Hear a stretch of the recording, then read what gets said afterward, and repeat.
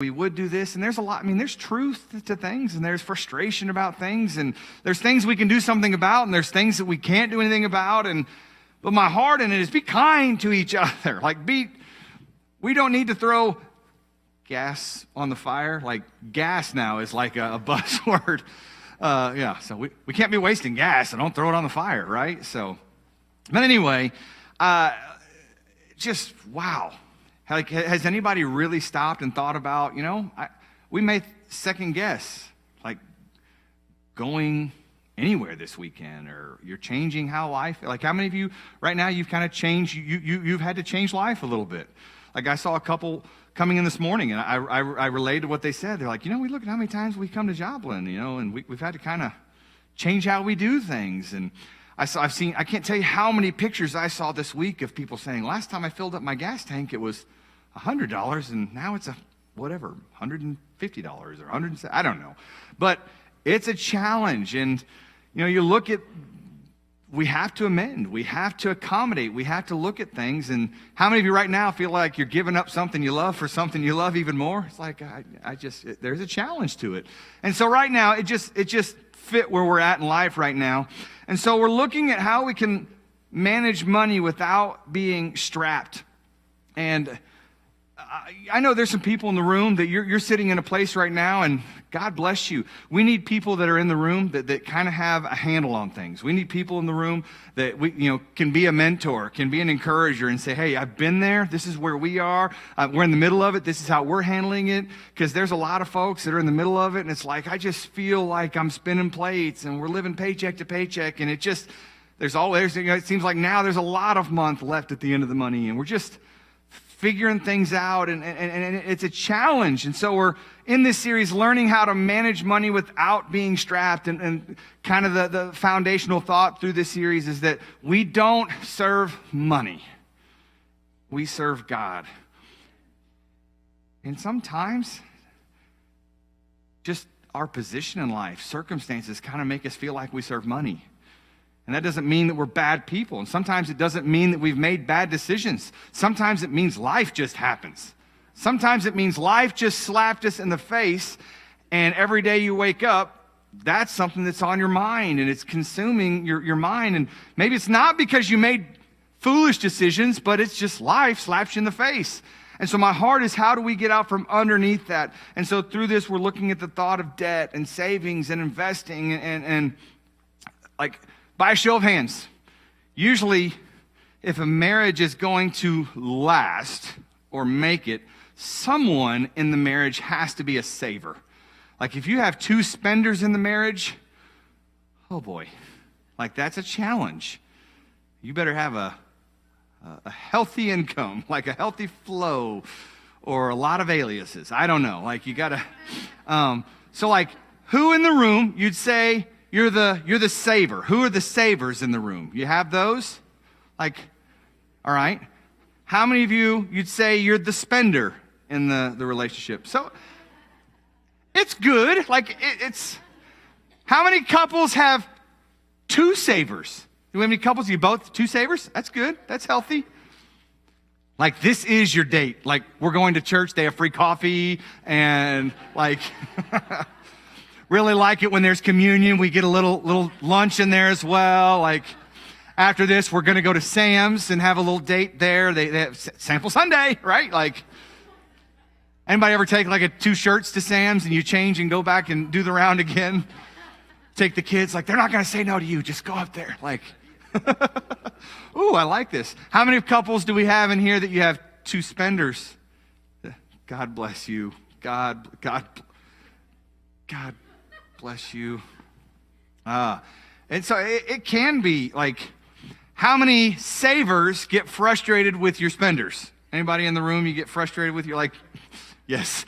I see like people like, yes, this is my message. How many spenders get frustrated with your savers? Every day. No fun. Like, no, yeah. So I'll tell you, between Julie and I, for sure, like, I'm the spender, she's the saver, definitely. And we definitely balance each other out. I mean, that's God it is just wild how couples like that find. Like you really do so often find somebody that is different than you. And sometimes it's wisdom and sometimes it's God intervening. Like, thank you, Jesus. Like, I look at my life and I'm like, thank you, God. Because I'm just going to be honest with you. When I saw Julie when I was 15 years old, like, there was no part of her that I went, I wonder if she's good with money. I wonder if she's a good financial housekeeper. Like, those weren't things that I thought of at that time. I saw bird's nest and jean dress. We've talked about this. Like, that's what it was. And just, thank you, Jesus. Thank you, Jesus. But anyway, like, now what's really fun to watch is your kids. Like, does anyone actually have a child that's a saver? Do you have a child that you'd say is a saver? Who's your saver? Dom, you the saver? Oh, Dom's like, I'm the saver. Mom says I'm the saver. Who else has the child that's a saver? Which one's your saver? Both boys? You have a saver? Yeah. Now, I'm not talking about pack rat. Pack rat and a saver are two different things. Like, I've got a pack rat. I've got one of those. Are you the saver, Lindy? Lindy's the saver? And the pack rat? They can coexist, absolutely. How about you? Grayson? Grayson, are you the saver, the spender? What are you? The spender. Do you have one? Garrett's the saver? Yeah. It is interesting because I've got 3 daughters, and you'll see, like, by process of elimination, one's like the saver, one's the spender. This was a fun one this week. My dad hit up Bella, my middle daughter, and my dad's got an old truck, and he says, hey, do you think Bella would be interested in helping me wax my truck this week? And he's like, I'll pay her. So I said, I'll ask her. And so I asked Bella, I was like, hey, Grandpa Chuck wants to know if you'd help him wax his truck. And she's like, yeah. And I told her, I didn't start. I just want to see what her heart was. Like, I didn't start by saying he would pay you. Like, she said yes before even the money came in. And I said, he said he would pay you. And she's like, really? And then Gabby gets in the car, and we're in the car together, and somehow the topic came up of Bella going to help Grandpa Chuck wax his truck. And Gabby's like, what do you think? Do you think I could go? And Bella looks at her, she goes, Gabby, no, I need this. And I'm like, what's a 12-year-old need? Like what? She's like, I need this. Like she has like a bookie to pay back. Like she's got debts to take care of. And then but then it was funny. I found out, like, little by little what it was for.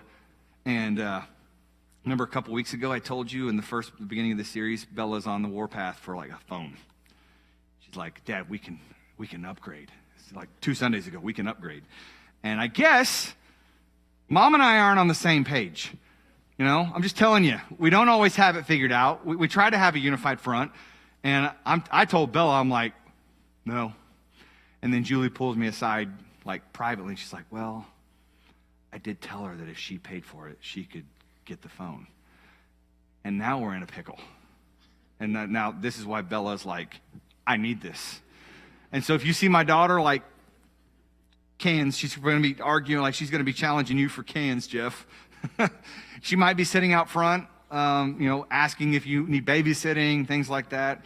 But what I did like, Julie had said, and I haven't seen it, but she said, no, it's a good deal. And I trust Julie. My wife's usually pretty honest. I haven't caught her in a lie yet. We've been together quite a while. But she goes, well, actually, it'll be cheaper in the long run, whatever that means. So anyway, that's where we are. But I have daughters, though. It's funny. Like, I don't know really necessarily that I would say one is the absolute saver. Like, they're all will want us, like, Bella is saving it for a purpose. I mean, I guess we're always saving for a purpose, right? But, like, I have definitely one that if she gets money, it's only getting spent on her. Like, Libby, if she gets money, no one else. Like I've told you, Libby wants to be a surgeon, not to help people, because surgeons make money. Like, that's her heart. Like, I'm trying to put the heart of help into it. And I'm like, you can really help people. She's like, yeah, I could. But they make a lot of money. And I'm like, she's honest. I'll give her that. She's very honest.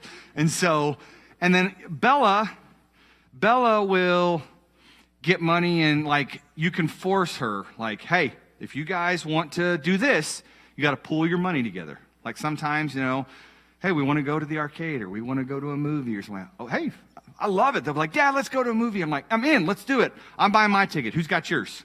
And they're like, never mind. And I was like, well, you got money? Yeah, $7. But then it's funny. They always know what each other have. Like Gabby will like, Bella's got $42. And I don't know how they know that. Like, I don't know if they walk around and like Bella did get her money. It was funny. She got her money from my dad, and she got in the truck. And I was like, it was great. It was such a good illustration. She gets in the vehicle this week, and she pulls it out, and she's going like this. And I go, have you listened to my message? Like, for the love of money is the root of all evil. And I'm like, that looks like the love of money. And she's like, no, it's not. And I was like, well, then what is that? She's like, and then I go, and it's really dirty. And she goes, not this. I made this clean. Like, I made, like, it's like, I didn't say you're selling drugs. Like, I didn't say, like, somebody else was, but not you. And she's like, this is clean. It's clean money. It's honest. Anyway. But then I have Gabby. Gabby is my little generous spender. She's just too young to figure it out. Like, she's going to change, I know. She's my 9-year-old, and she's like, she'll be the one, like, if we're in the store and somebody wants something, Gabby's like, I'll pay for it. I'll pay for it. Like, that's her. And so we're having to help her out. Like, it's good, but make sure you have money to spend. Like, she'll have nothing in her pocket. And it's like, how are you going to do that? She's like, oh, yeah. Like, so anyway, that's where we are in life and figuring things out. Those are my kids. But yes, we don't serve money, we serve God. But sometimes we get surprised every once in a while by our kids. Can you relate? Does anybody have kids like that? That one only spends money on themselves, one of them is the generous one, and one of them's the dumb one, and sweet. She's the sweet one. Innocent. Naive. The naive one. I probably need to scratch that. She's the naive one, not the dumb one. I shouldn't say that. None of them are dumb, but naive for sure. All right. So a lot of people in our culture, like, saving is a tough word, isn't it? Like, saving is a tough avenue.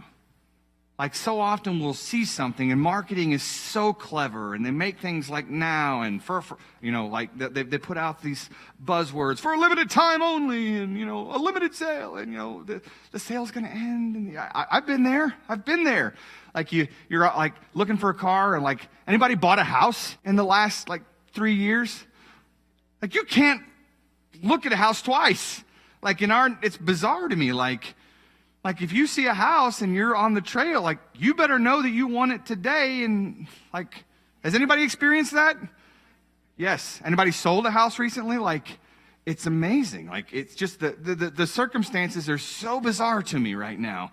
Like, I don't know what's going on in Joplin that makes us so desirable, but like, you can sell a house like that. And so in this, we struggle in our culture to save. And so I want to open up with some biblical wisdom here. If you have your Bible, it's going to be on the screen. Let's look here at the book of Proverbs, chapter 6, verses 6 through 8. And I love this right here. The Bible here is being a little wise and snarky.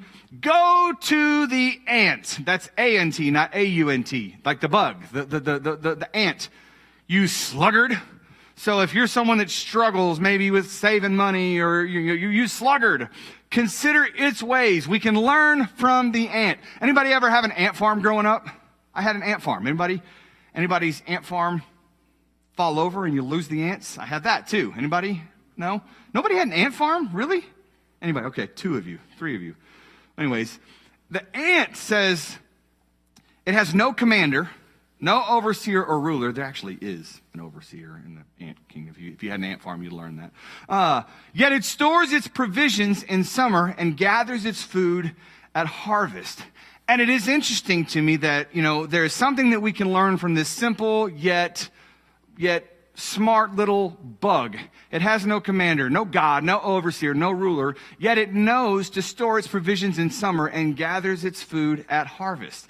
Now, what's interesting to me is, like, I don't know the lifespan of an ant. Like Like, I don't know how many ants are sitting in the anthill going like, we better prepare for winter. You remember 2 winters ago. Like, I don't know how many ants have like a long history. I don't know how long their memory is, but there is something within them that is in their DNA that says, hey, winter's coming. Hey, there's going to be a day that we need to prepare for, that we're not going to have food and it's not going to be readily available. You know, ant cruises by a picnic and, you know, Shane happens and spills the beans, whatever. And the ant is going to look at that and go, oh, yeah, we can eat today, but let's make sure we eat tomorrow.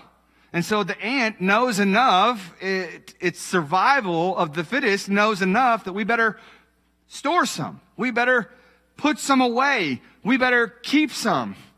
And like, is there anyone in this room that now is like jealous of the ant because it does that? Like I don't ever think that way when it comes to food. Like, I can just go get more, you know, but the ant knows. And then also Proverbs chapter 21, verse 20. In the house of the wise, who? The wise. Who? The wise are stores of choice food and oil. The wise doesn't eat all it has, is what it's saying here, but a foolish man devours all he has. So the wise man has a storage, has a pantry of food. A foolish man eats it all now. Anybody ever been convinced? I've been a foolish man, right? Like, I have been that person. You get money in your pocket, and it's like, all right, I'm going to take care of you. I want to enjoy it right now. And you get food, and you're not thinking about later. And, you know, this is like, I've been this person. Like, anybody ever gone to get something to eat, and you come home, and you don't have food for your wife? Been that guy. Been that guy. I have been the foolish man that devours all he has. 55% of Americans live paycheck to paycheck. So roughly 1 out of every 2 people, which is the spender in every relationship. And you have the saver, but 55% of people, just a little over half people in America, live paycheck to paycheck. And, you know, let's be honest, there's a lot of people that fall into that percentage. There's people that, you know, a single income family, that falls into that. Or maybe a single mom or a single dad that falls into that. Or maybe a single person in general. It is tough to get ahead. It's a challenge in today's economy, in today's circumstances, to get ahead. And it's very easy to live paycheck to paycheck. Meaning that, like, do we live paycheck to paycheck? You know, if you didn't have a paycheck come in this month, could you still pay the mortgage, the rent, the lease, whatever? And so your thing is like, well, not. I mean, I could, because I'm counting on that to come in. But if it didn't come in, that's kind of the gist of living paycheck to paycheck. And that's a lot of us. Like, it's like, hey, we've got it covered. Like, we're living, we're keeping our heads above water as long as things go as they do. And I mean, I've been there, been right there. And there's also some foolish in that. There's some people that are there because of choices. There's people that are there because they're hustling, trying to make it work, trying to make ends meet. And then there's people that are there because of poor choices. And so you get a little bit of everything if you live paycheck to paycheck. And so, and I'm sure that at some point in life, like maybe if we're not there anymore, we've been there. Or we could easily go back right there. Just circumstances can impact us to a point where we're in that situation. And so if you're not living that way, just anybody through COVID, maybe as that was going on, jobs were cut back, eliminated. And so we weren't living paycheck to paycheck. And then my job was eliminated and things changed. So life throws us curveballs. And so I want to ask this question, understanding that 55% of Americans live paycheck to paycheck. What are things in life that we do save for? Like I put out the question last week. It's like, who does have the power to tell you no? Like, there's not a lot of people in our lives probably that, truly have the power to tell you no, and you'll stop and go, okay, if they're saying it, I probably need to listen. So my question now this week is, what in life is something that we do save for? Just throw out something. Like, what's something you do save for? Anything's fine. There's no wrong answers. It's who we are. What's something you save for? A car? What a vacation? Absolutely. How many of you right now, you're saving for a vacation? Yes, absolutely. Like, that is do save for vacation. You need that. Like, it needs to exist. What else? Car, absolutely. What else did I hear? A party. I'm my people. Like, I like that. I'm motivated by joy. What else? Gas. Yes. Someone said something over here. Legos. Let's expand on this. Legos. And how old are you? I buy Funkos. Don't worry. I buy action toys, so I'm there. 15, like certain series in general. Bigger Lego sets. Yeah, that's an investment. If you've ever bought Legos, it's like investing in gold. Okay. Anybody save for braces? Anyone had that one? Yeah. I've got a daughter in Invisalign and another one in braces right now. Anyone you've had to say, like, you knew that it was coming? Like, we got lucky, not lucky, but blessed with Bella. We took Libby in and we weren't as prepared for her. And then we're like, hey, would you take a look at our other daughter and let us know? And then, like, Bella walks in and they're like, ugh! Like, this one's not Invisalign. It's going to need metal mouth. Like, this one's an investment. So the dentist or orthodontist let us know ahead of time. So, all right, we better prepare for that one. Like, we figured it happens. And probably going to have the third one as well. And so, yeah, braces. What else? What else are like common things that we save for? I like gas, like thinking ahead, like, okay, these are things I have to do. House. Christmas. Yes. Remember, it's on December 25th this year. December 25th. 4th of July. Is that a big one in your house? Yes. Yes. I enjoy the 4th of July. Too much money. I like getting invited to 4th of July parties and someone else buys fireworks. Like, I'll bring beans.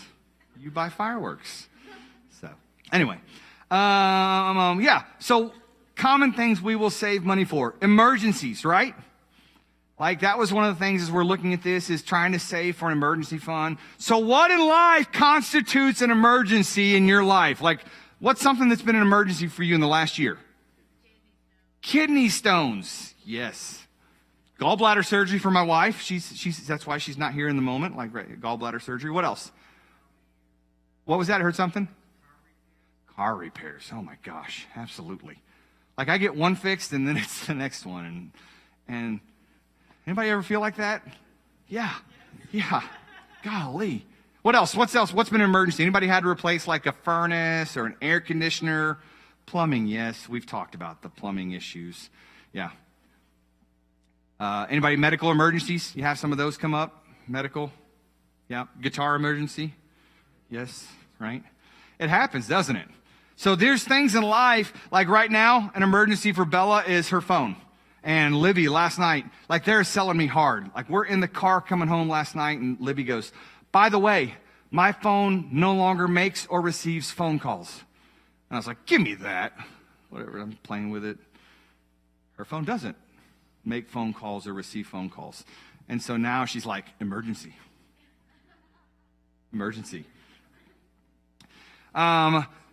So sometimes we could think that that's an emergency. Yes, plumbing, cars, absolutely. Anybody ever have a kid that, like, you think that life is good? You know, if we can all just stay on the track that we're on, we're all good. And then you have a kid that throws your life into a tailspin, like they eat a quarter, they eat jewelry, they have an allergic reaction, they break something, they twist something, yes? Yeah. How many, you have one of those? You have one of those in your family? Yeah. Been there, done that. How many of you have a kid that plays sports? It's going to happen. That's the investment. The emergencies are going to come.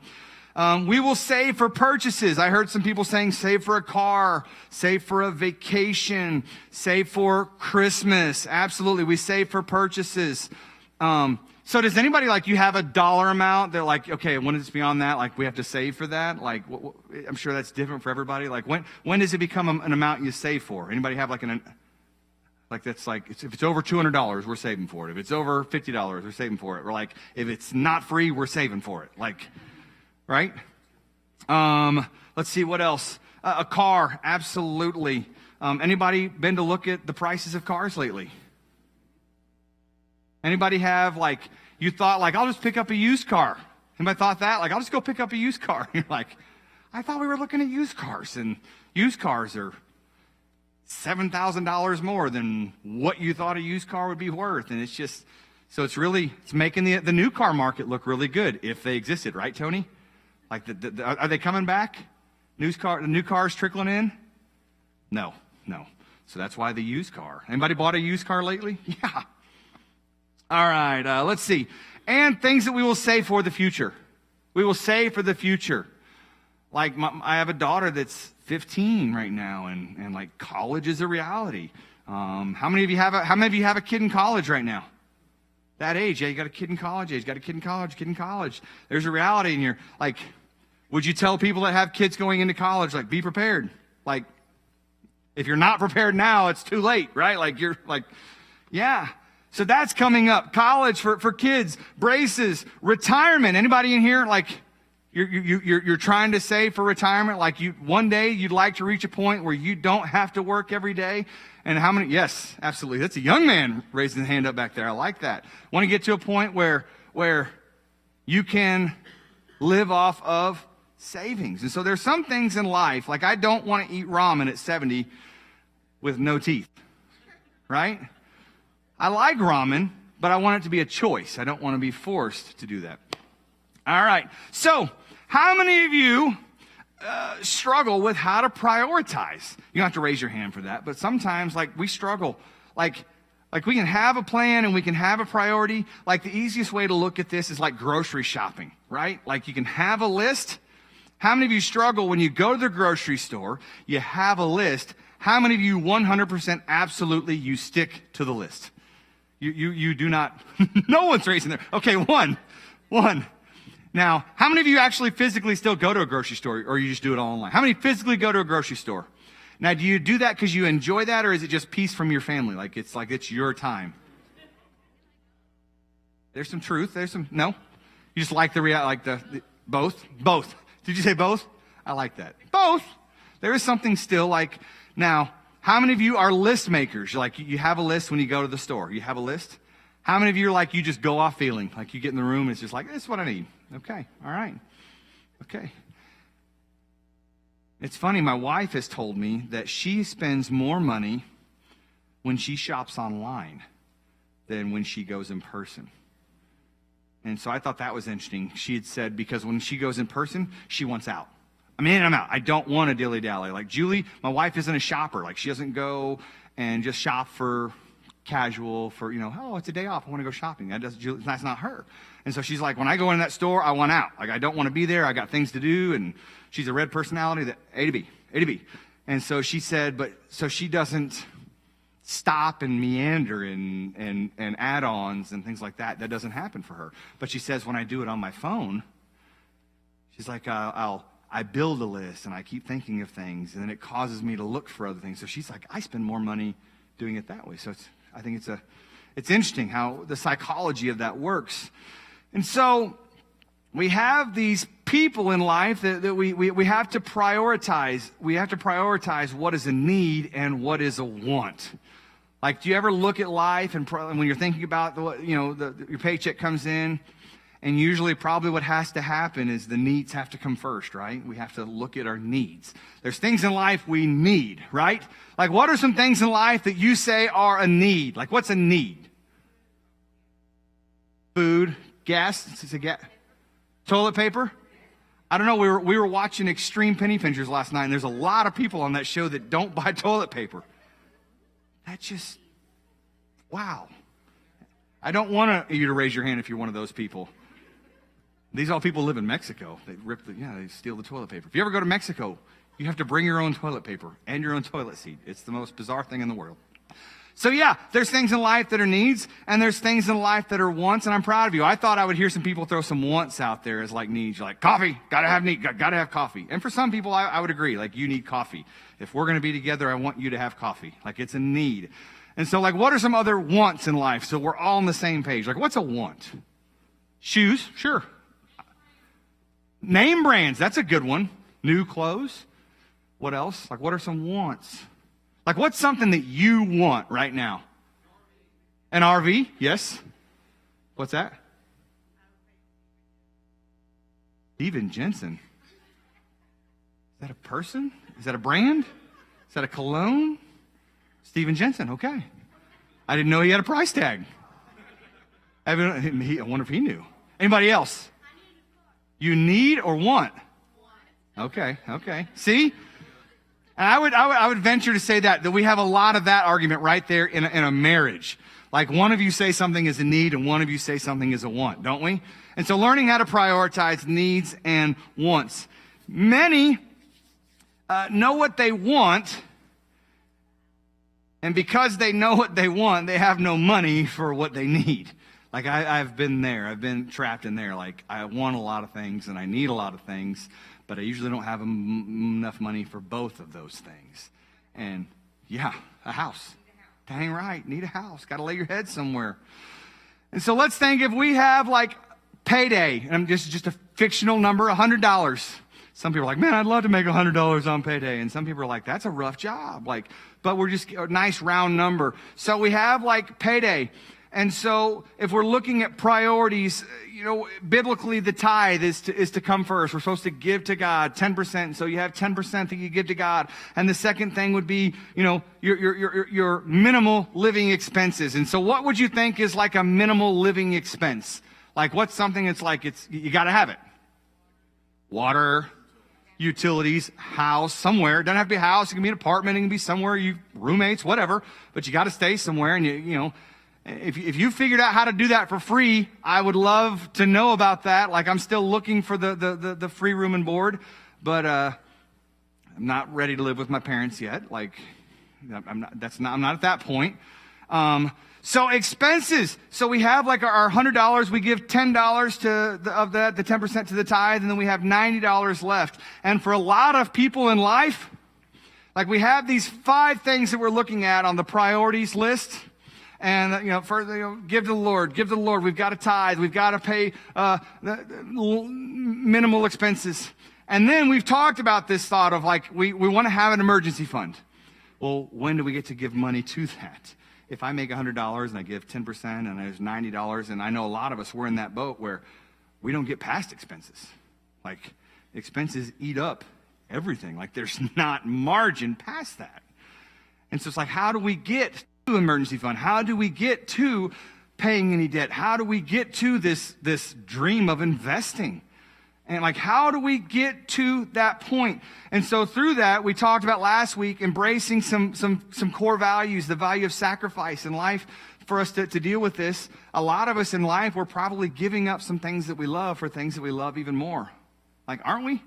Like if you lived in a perfect world, how many of you would probably spend some money on some things that you're not spending money on right now? Like, I'll be honest with you, like there's a lot of things in life that I would love to spend money on that I'm not spending it on right now.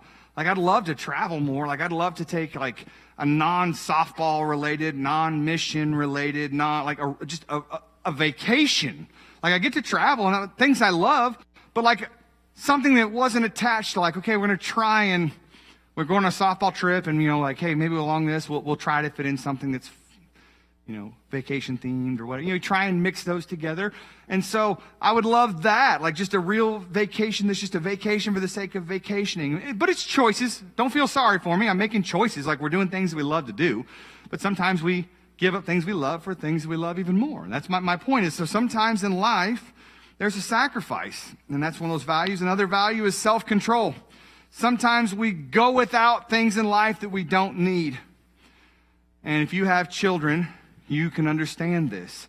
If you have people in your life that you are helping or taking care of, or sometimes we go without so that we can get things like right now, I've got 2 kids in braces. And I would love that money for something else. Like we could have so much fun with that money doing something else. Like, do you have some money that's like dedicated to something you look at that and it's like, man, we could be having a ball on that. And so like right now, Julie and I were looking through things and we're like looking through like life, and sometimes we have to step back and reevaluate and I was like, what are things that we're locked into that are a contract? I want out of contracts. I don't want to be in a contract with something. Like if I'm in something, I want it to be my choice. Anybody, you're locked into a contract, like security or satellite or I don't know, like something. There's a contract for some reason right now that's something I'm looking at. And it's like I want free of contracts so that I have the choice that we can step away from it at any time. So you have this self-control, and then you have this thought, the value of planning. How many of you are planners? Like, you know what tomorrow is supposed to look like. You have a goal. You've planned out for what the end of the year looks like. We have a 6-month plan. You have a 1-year plan. You have a 5-year plan. You have a goal. You have a dream board. You're saying, this is where I want to go. This is where I want to be. And this is the direction. This is the degree we want to travel at in order to hit that. And so we have to plan. And this changes in life. When we have emergencies that come along, it may affect how quickly we get there. It may affect where we're going. And so sometimes, in order to get beyond the living expenses, when a lot of us, we're stuck right there. Some of us, we've gotten the priority back around. Like, we feel we can't tithe. I've got too many expenses. We can't tithe. And so we need to have our priority in order, the priorities in order. And so we're looking at that. It's like, so how do we get beyond? And this thought of like having an emergency fund. And sometimes we have to sell things. Like this week, I was going through some things and started looking. It's like, okay, I can sell this and I can sell that, and in order to do that. And so sold a few things this week. Anybody ever done that? Like, you give and take, or you have a rummage sale, or you start going, hey, I'm gonna have a closet clean out. Start looking at some things that maybe you just don't need anymore. It's just taking up space. And so maybe you've got that $90 that you put towards minimal living expenses, but you start looking, it's like, how do I get working on an emergency fund? And so it means selling something, letting something go. That's a challenge, isn't it? Like, some of us, we like the feeling of simplifying, don't we? It's like, if I could just get rid of some of these things, if I could just let go, it would free up my mind, it would free up my heart. And so we have this thought, it's like, sometimes we have to sell something. Maybe for some of us, it means we have to go without something in order to start putting away towards emergency fund. And the reason I say this emergency fund is, like, Julie and I are right in there. Like, last week, my wife had gallbladder surgery. And it was just interesting because we've been dealing with this for quite a while. She's been dealing with it for about a year. It'll come up, it'll flare up, then she'll go a few months without it, and then it comes back and it flares up. And God bless her, like, I can't understand the value system. And so Monday I called her and I was like, hey, how are you? What's going on? She's like, I've got a new pain. It hurts a lot. And I said, well, let's go to the hospital. And she's like, nope, not going to the ER. I've got an appointment Wednesday. And I'm like, let's go to the hospital. And she's like, no, just 30 more minutes. I can make it. And I'm like, for what? Like, what is 30 minutes going to do?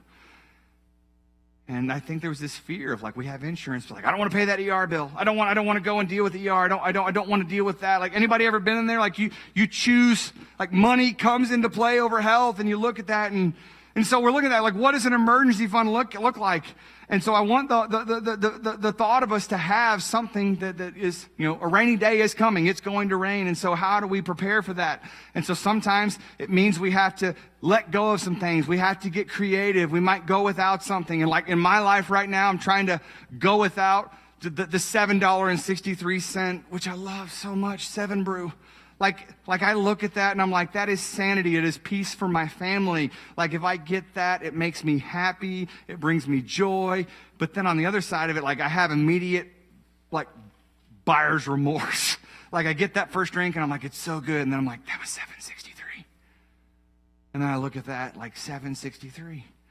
And so I was looking at this app, or it's not an app, it's just a website. And I would love to show this to you. If you have write this down. There's this app or this website called Money Under 30. And I love this because it has this latte figure calculator.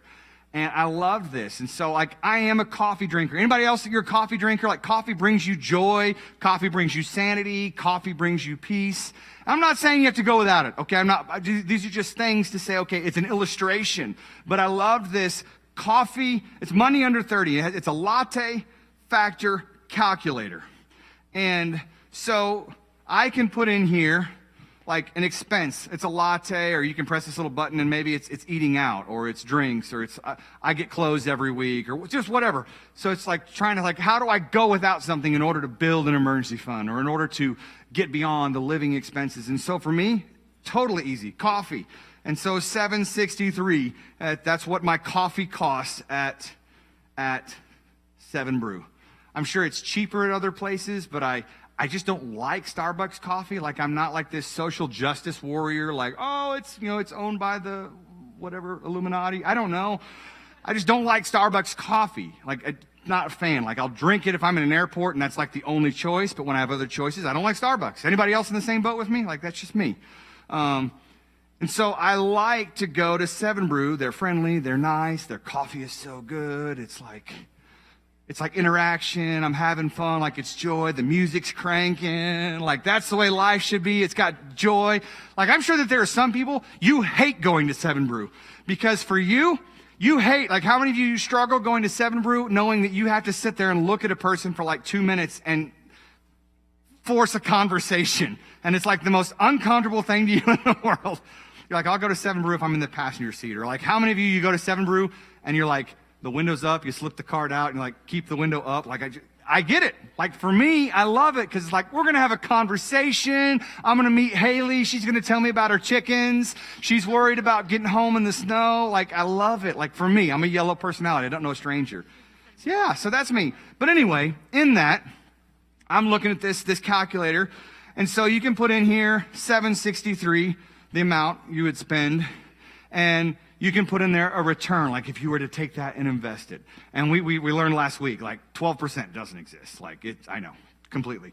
But there is returns, like there is things out there. Even if you put money into savings, there's somewhat of a return. But what's fun about this is you can look at this and you can put in a figure of 8%, 6%, 1%, whatever. And there's a timeline on here that you can go up to 40 years and you can see, okay, well, what would that money become if I were to do something besides put it in my hips, because the hips don't lie. Like, coffee's an investment. You're going to wear it. Like, you're going to, right? Like, especially the way I like it. Like, I like it foo-foo with cream and syrups, and it's not really coffee anymore. It's really a milkshake. I like milkshakes. I don't like coffee. I really like milkshakes.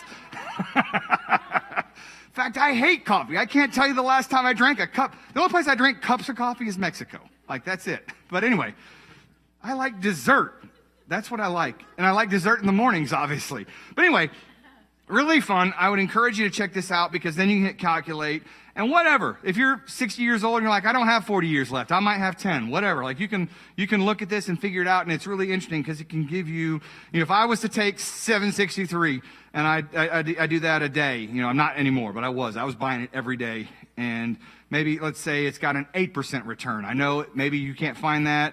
But there's a 40 year. If I were to do that 40 years, I'm not living to 82 years old. I drink foo-foo coffee every day. But so let's put on there 20 years. I think I can make it 20. Like, my kids want me to make it 20. So, like, that would be fun to make it 20. And so you look at that, you hit calculate, and it gives you a number. It's like, oh, wow, $137,000 like I could have. That's a lot of coffee. And like, so what's good about that is it's just something tangible to see. Now, am I going to give up every day? No. Like, I love Jesus and coffee. Like, I do. Like, I'm still going to have that. But it was just a really good tangible thing. Sometimes we need that number shown to us. That it's like, that's what it could be. Like, we have a guy in the back of the room, right? Lynn, I see you back there. Lynn, am I speaking your language? Like, there's a guy back here named Lynn Clevenger, and it's really cool that you're here today. Like, I need to have you back and like do a little Q&A with you. Lynn works in financial planning, and it wasn't he wasn't a plant. Like, he didn't say, hey, I've got business cards, I'll be in the back of the room.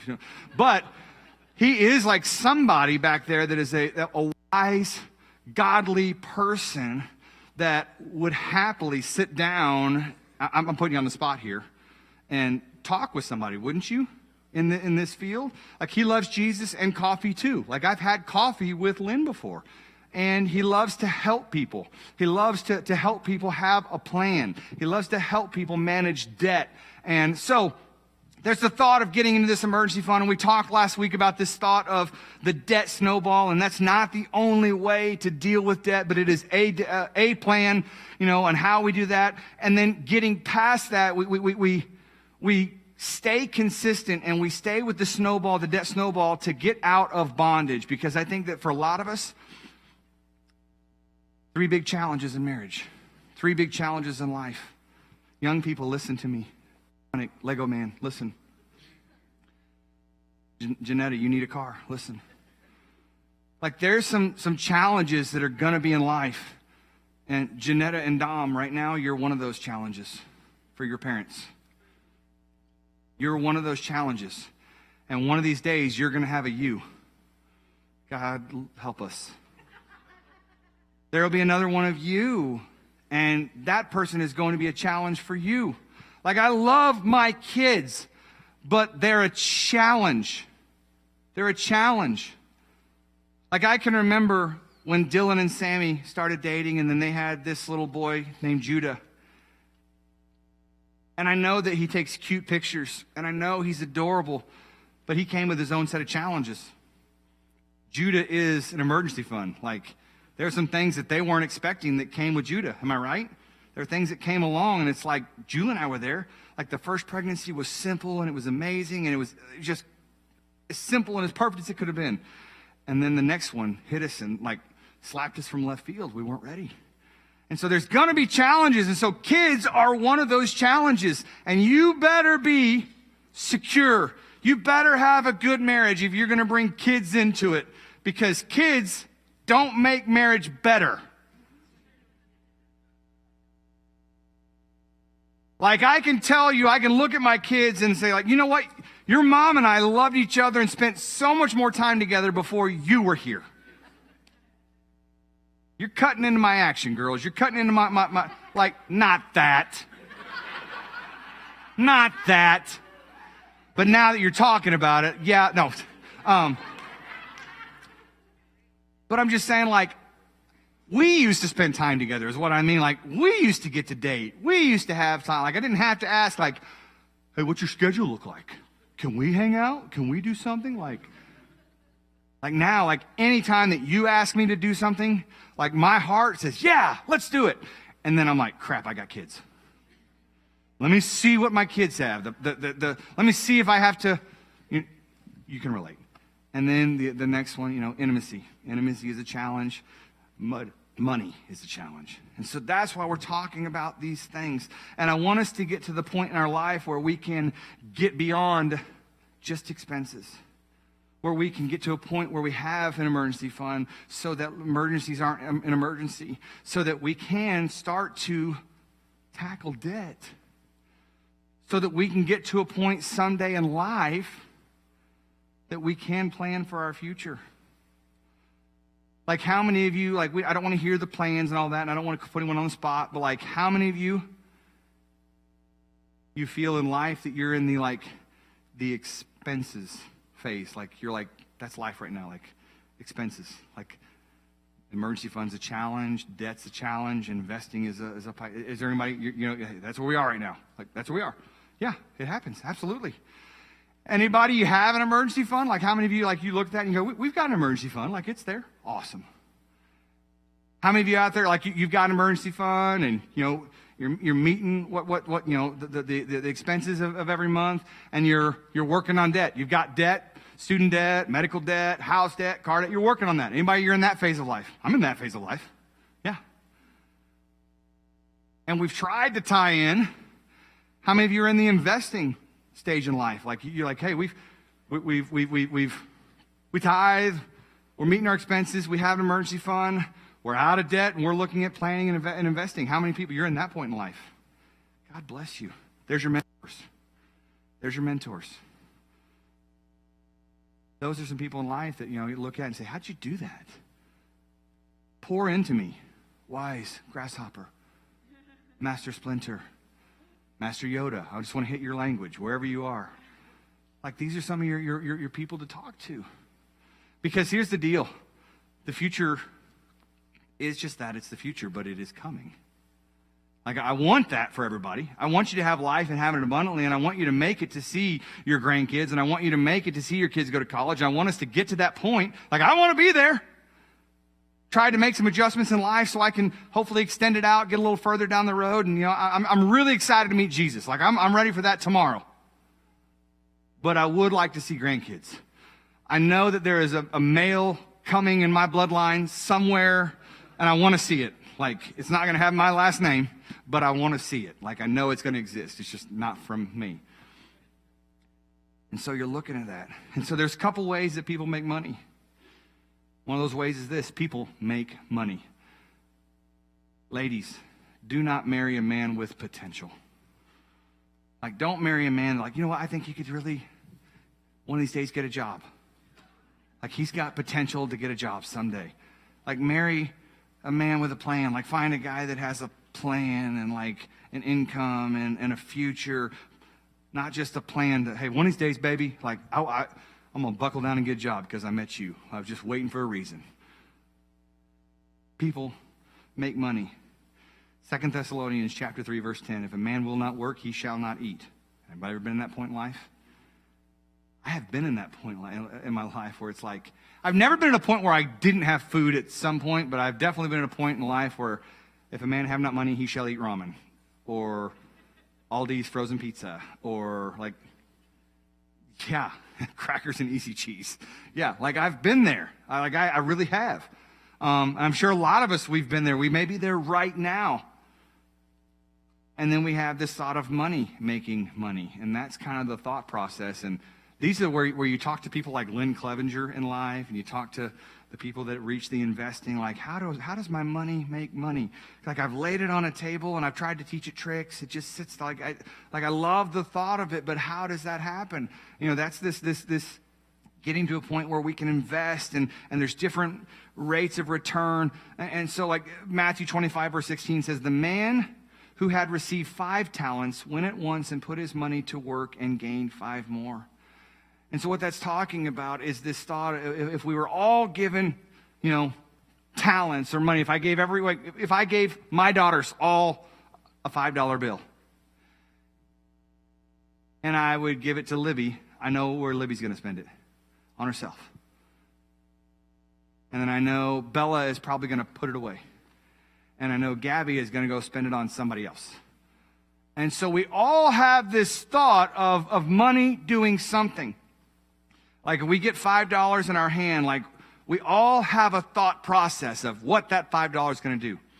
Oh, I can take this $5 and I can make more money with it.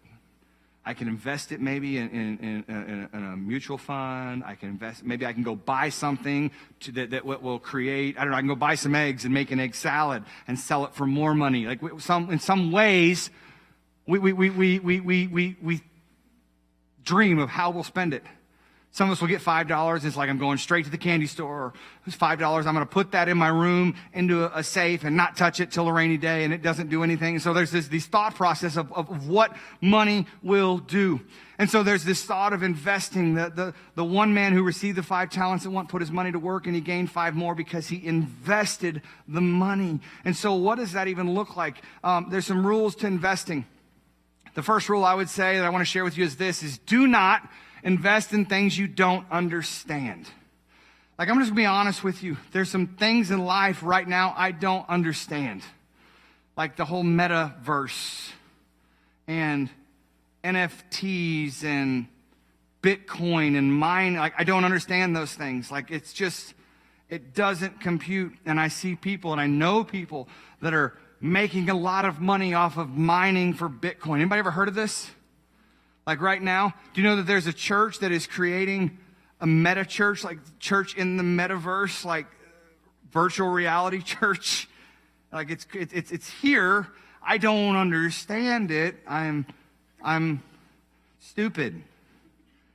And so, like, I had a friend the other day, I sat at lunch with him, we were at Freddy's, and he tried to stupefy it down and explain to me Bitcoin and NFTs, and he was like trying to use illustrations and things I could touch, and I didn't understand it.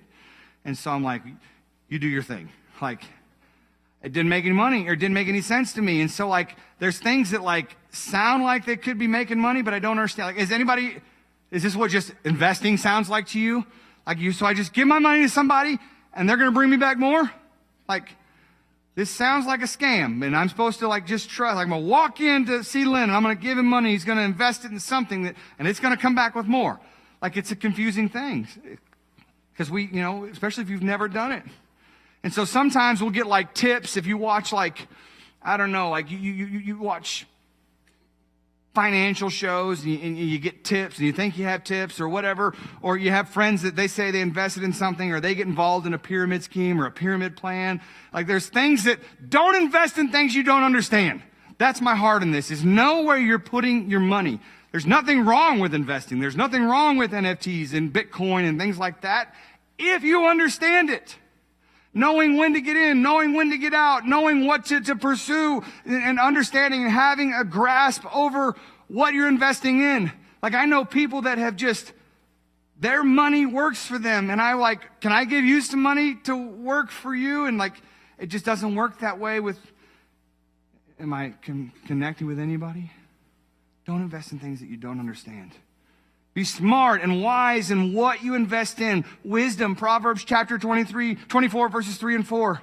By wisdom, a house is built, and through understanding, it is established. Through knowledge, its rooms are filled with rare and beautiful treasures. And I would equate that to this. Like I've had a couple of projects in my life that were bigger than me. Like I can paint a room. I can replace a faucet and things like that. Like I can do that. But when it gets beyond that, like I built a deck over during COVID, and that was an investment for us. Like that was money we had to think about. And okay, it's bigger than just like this week. And so we had to look at that. And so I have a good friend that shall remain nameless. He's right there, but I'm not going to say his name. But I called him in that situation because I didn't want to invest in something I didn't understand. And so for that, it's something that we can grasp and understand.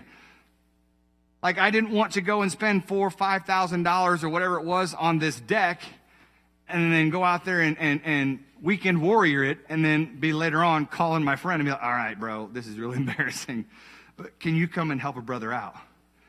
And then you're spending more money to fix what you should have done right the first time. And so in life, we can look at that. There's things that we can handle and understand and things that we can't. And we have to reach out for help in things that we don't understand.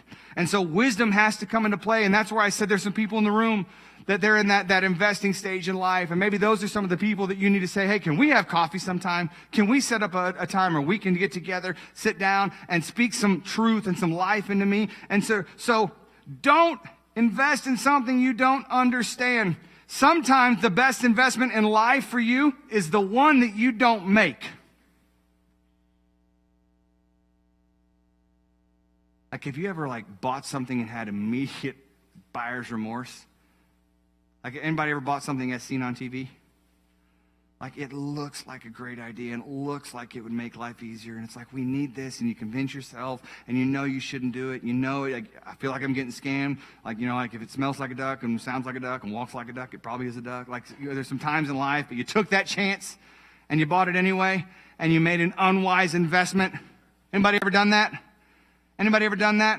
I have done that. I'm a yellow. I've done that. And so sometimes we will make an investment in something we shouldn't have invested in. So sometimes the best investments in life we make are the best investments are the ones that we don't make. Another rule of investing is this: don't put all your eggs in one basket. Ecclesiastes chapter 11, verse 2. Give portions to 7, yes to 8, for you do not know what disaster may come upon the land. And so in life, my brother is a financial planner, my brother-in-law. And so one of the first things when I was 20 years old, when I started going to him and investing in the future, is we sat down and we talked about those things. Like I had a stock that I wanted to invest in, and he's like, okay, that's fine, do that, but don't put everything into that. And he taught me about how we invest here and there, and you put some things into this and your mutual fund or whatever for you, but understanding how to diversify and real estate or whatever you're putting your money into is because especially right now, life is volatile. Like right now, I figured out if you're going to open up a business, right now, the best business you could go and open in Joplin right now is a pet grooming business. Anybody ever tried to get their dogs into a pet groomer? Casey and I were just talking about this, weren't we? We're going into business, mutt guts. You can't find a dog groomer, especially if you have a big dog. I don't know if there's really the best business to go into, but I'm just saying, looking at life, it's where do we invest? Don't put it all into one basket. We're almost out of time. Number 3, what else do we do? What's another rule of investing is don't try to get rich quick. Like, that's fun. And so this would be the casino. Like, don't try to get rich quick. In diversifying, like not investing it all in one place, you're like, oh, I don't. Like, I'll go to that slot machine, and I go to that blackjack table, and I go to this casino on this day. Like, I don't spend it all in one place. Like, don't try to get rich quick. Like, it never pans out. People who want to get rich quick fall into temptation. 1 Timothy chapter 6, verse 9. And a trap, and into many foolish and harmful desires that plunge men into ruin and destruction. Let me show you a trick here. Got a dollar bill. The fastest way in your life to double your money, if you have a dollar bill, is this. Fold it, put it in your pocket. Doubles it. Sorry, bad joke. Bad joke. It's good. So, a lot of you may have a husband like Julie that's the spender. A lot of you may have a husband like Julie. Yeah, Julie has a husband like me. They're the spender. You may be the saver. Michael, you don't have a husband. Maybe you're the saver and you have a spender, and sometimes every scripture I'm saying in here talking about foolish, you're like, it doesn't apply to me. Well, it probably applies to your spouse. It probably applies to someone in your household. It probably applies to someone in your life. And I just want to be honest with you. And men, we talked about this last week. Ladies, we talked about this last week. Ladies will nickel and dime you to death, right? We talked about that. And I got in trouble last week. I had a lady that's a stylist that said, thanks for nothing. You just told everybody not to come get their nails done, not to come get their hair done. And I was like, oh, snap. And so ladies that have this habit will nickel and dime. You know, it's just a little thing here, a little thing there. Men, we blow it all in one swift, big purchase. A new gym, a new bow, a new computer, a new car, whatever, a new house. And so we have to understand who we are. Proverbs chapter 13, verse 11. He who gathers money little by little makes it grow. Don't try to get rich quick. Money plus time plus consistency equal wealth. And so I didn't come at you with any big get rich quick scheme, but just the thought process of understanding where we are in life. And I'll share that website about the latte thing. It's not life changing, but sometimes something tangible is really good. And it's like, well, if I were to just do this, this is what it could be. Because a lot of us, we're on the other side of that, where we're dealing with interest, but we're giving interest to a debtor. You know, we're paying interest on something, and it's like, what if we could take that interest and make it work for us? Maybe it wouldn't be as big of a return, it wouldn't be the biggest amount, but what if it was working for us? Or even better than that, what if it was just not going to them any longer? What if you had the ability to put your head on the pillow at night with just the thought of stopping the bleeding, having a plan? So we're going to continue in this next week. I encourage you to join us as we continue in this series, Strap. Let's pray and we'll get you out of here. Heavenly Father, God, this is something that for so many of us in life is a stress. And my heart in this is just to talk about it, to look at the process. And sometimes when we see that there are other people that are where we are, sometimes when we look at that and we just look life dead in the face and say, okay, this is where we are. This is where we want to go. And this is where I don't know how to get there. Like, how I just want to plan. God, I just want some peace in life. And I know for a lot of us that sometimes this is one of the greatest challenges in our faith is where we are financially. Because we're stressed, we're hurting, we're struggling. And maybe that's all you've ever known. It's generational. Your parents were in this situation and you're in that situation. And I'm not saying I want everybody in this room to, hey, let's just get rich. Man, I'll never be, rich on worldly standards. But I don't want us to be in bondage. I don't want us to be in bondage and enslaved over something that just robs our joy in life.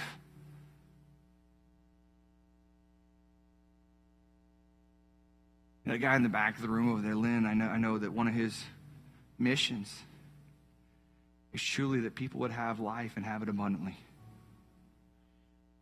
in the field that he's in. That's my heart in this, is understanding the price that Jesus paid for us to put ourselves back in bondage. And no one wakes up every day and says, I just want to be in bondage. I want to be a slave. I think we wake up with the heart to be free. I want to be free of anger. I want to be free of hurt. I want to be free of darkness. I want to be free of depression. I want to be free of this sickness. I want to be free of the debt of sin. I want to be free. And Jesus saw freedom could be yours. And that's why he went to the cross, because he saw there was a debt. He saw a bondage that you were in. And he said, I love them, but they can't do anything about it. And we understand this as parents to a point in our life, is that we would look at our children and we could do something to help them, if we could do something to take away the debt, if we could do something to take away the hurt. How many times have you seen your kids in pain and you said, if I could take the hurt, if I could take the pain, I would do it in a heartbeat? It's exactly what Jesus did.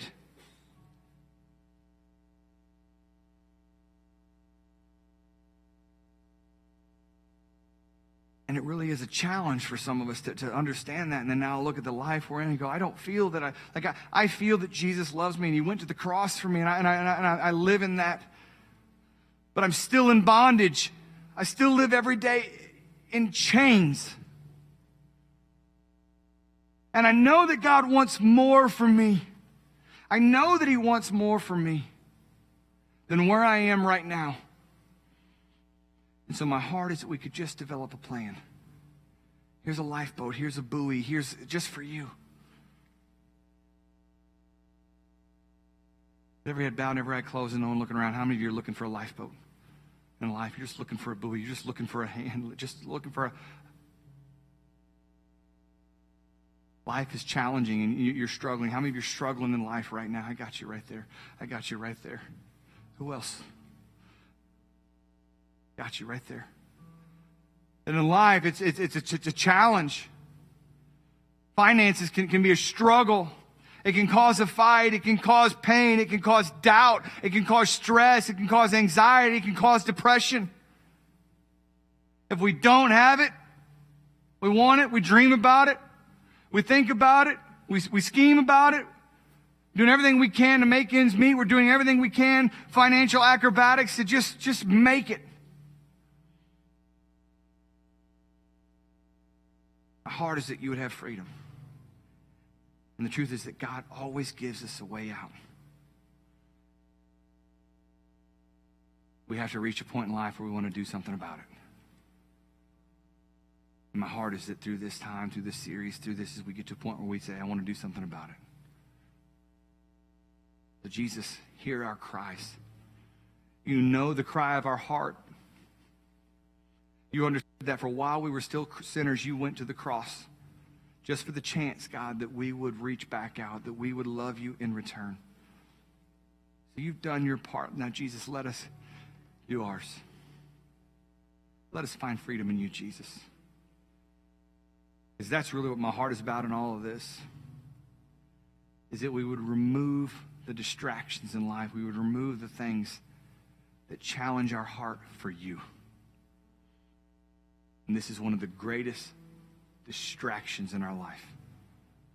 The greatest challenges in our life with Jesus is this.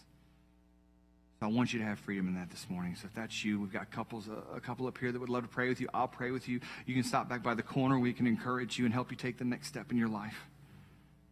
I love you. And thank you so much for being here today. Jesus, break the chains. Break the chains, Jesus. Let there be victory in you today, God, that we understand comes from you and you alone. We've lived our life by our direction and gotten us to where we are right now. And some of us, we get to this point, we need you. And maybe today's the day that we're willing to say for the first time that, God, I need you. I need the lifeboat. I need rescued. I need salvation. I need help. I learned today that you are the one that's there to give it. Let us receive that, Jesus. In your powerful name we pray these things. Amen. This morning, if we can encourage you anyway, we've got this couple here. I'm here, like I said. Stop back by the corner. We love you. If we can encourage you in any way and help you take that next step, we love you. God bless you. Remember, Wednesday night, we have a practice for the Awana Derby. Next Saturday, we're racing. Would love to have you here for that. And don't forget your kids, and we will see you next week. God bless you.